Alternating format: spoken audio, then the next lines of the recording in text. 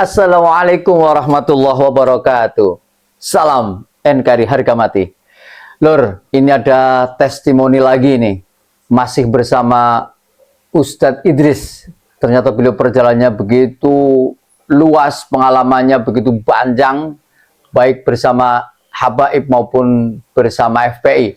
Nah, kali ini beliau akan cerita satu cerita yang khusus, yaitu ketika bagaimana beliau ternyata pernah melawan Habib. Luar biasa. Maka tidak heran kalau kemudian pasca tesisnya Kiai Imad ini beliau langsung gabung, karena ternyata sudah punya potensi melawan kebatilan. Ya Tat, gimana Tat ceritanya? Katanya pernah berani melawan Habib waktu itu kronologinya gimana nih ceritanya? Oh, itu pernah dulu sempat terjadi. Itu seperti ini ceritanya. Gimana? Itu ceritanya. Saya juga muhibin ya. Iya. Muhibin, tapi muhibin yang terluka. Muhibin terluka. Karena terluka itu kan muncul emosional, itu seperti itu. Emosional seorang Idris itu begini. Ya. Ceritanya seperti ini, Pak. Ceritanya. Itu pada waktu tahun berapalah, kurang lebih tahun 2018.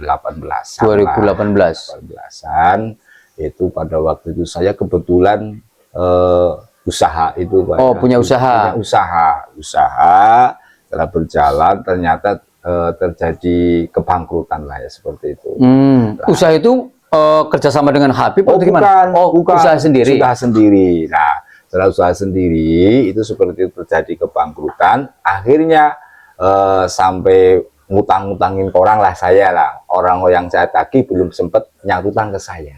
Itu seperti itu. Nah, pada waktu itu kan saya masih koret ya, seperti itulah. Terpuruk itu seperti itu. Karena kebangkrutan usaha itu. Sempat akhirnya orang tersebut sadar juga memberikan sarutang kepada saya. Itu seperti itu. Nah, sarutang kepada saya, ingin dikasih sebuah armada, itu seperti itu. Nah, setelah armada itu ditukar karena barangnya tanya orang bengkel nggak layak, itu seperti itu. Harus banyak servis, banyak mengeluarkan uang, ditukar aja, lebih baik nambahin uang, itu seperti itu. Nah, setelah nambahin uang, mobil itu kalau dengan yang lebih bagus ternyata masih mengibu uang sekitar 25 juta. Dengan mobil yang itu di harga 20 juta, jadi 45 juta. Seperti itu. Perjalanannya itu saya dikasih pinjem ke Habib itu. Yang pinjem Habibnya apa jenengan? Saya yang minjem, karena muhibin deket. Saya pinjem, akhirnya baru 8 juta itu tadi. Setelah itu saya ngimbuin 2 kan kurang 25 dikurangi 8, itu kan berarti berapa itu? 25 kurang 8.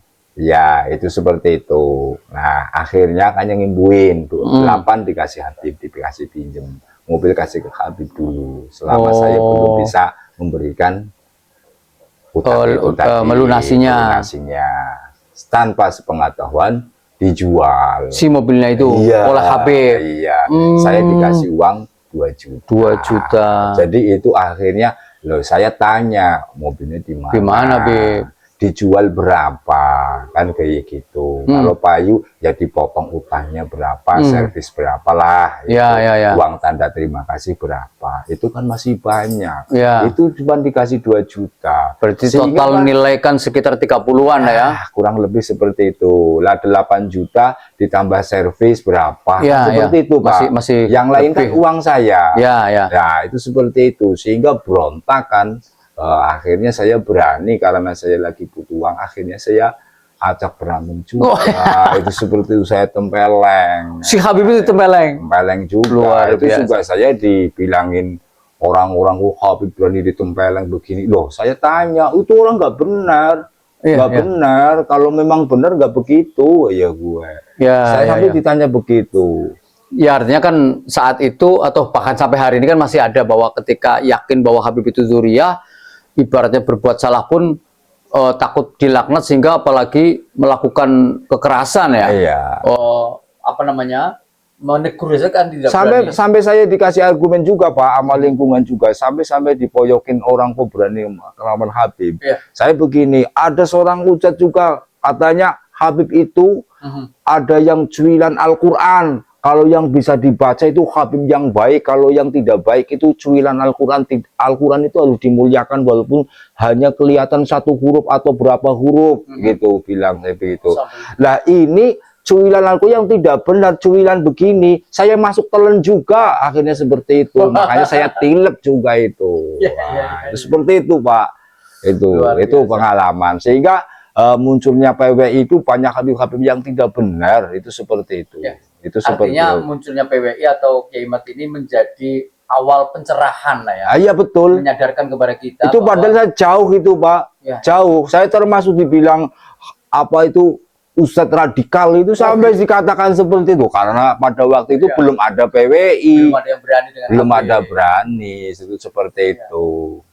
Berarti saat ini gimana? Apakah masih ada perasaan berkualat atau yakin terhadap hasil tesis Kiai Mat bahwa memang Habib Pak Alawi ini memang putus mukotik dengan zuriat? Kalau bilang kualat, kalau 2018 sekarang 2025, ya. Kalau sudah kualatnya sudah kualat Pak saya. Ternyata saya masih hidup Pak. Masih hidup, masih bisa makan. Masih itu seperti masih ketawa, rokok masih bisa beli. Dan si Habib ini kabarnya gimana? Yang ditempelin? Ya pasti terpuruk Pak. Oh, iya. Terpuruk dia. Itu sampai cerai dia sama istrinya, sampai bingung dia. Itu pasti Pak. Baik. Oke, ini cerita yang luar biasa bahwa ternyata beliau Ustadz Idris ini sudah berpotensi seperti Jenderal Sudirman, yaitu keyakinan bahwa sebagai anak bangsa itu menjadi anak bangsa yang merdeka, bangsa pribumi itu bukan berarti harus menjadi nomor 2 atau menjadi anteknya, tetapi garisnya adalah soal kebenaran. Bahwa siapapun yang berbuat kejahatan harus dilawan. Baik, terima kasih. Assalamualaikum warahmatullahi wabarakatuh. Waalaikumsalam.